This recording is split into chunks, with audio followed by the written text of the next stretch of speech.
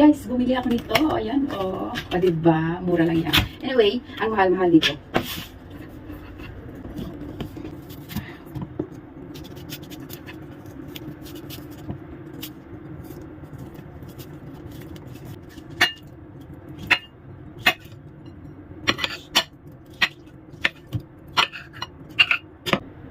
Ano ba yung lasa nito? Ang tamis. Ang sarap pala nito. Kaya palang mahal-mahal. 4,100. Or sa Maypo. 4,70. Sobrang mahal. Ganun siya kamahal. Ayan, oh. Kaya pala, ang tamis niya. Ayan, guys. No, di ba? Ano din siya? Cactus fruit din siya. Dragon fruits na yellow. Ayan, oh. Ang tamis. Grabe. Ang sarap pala nito.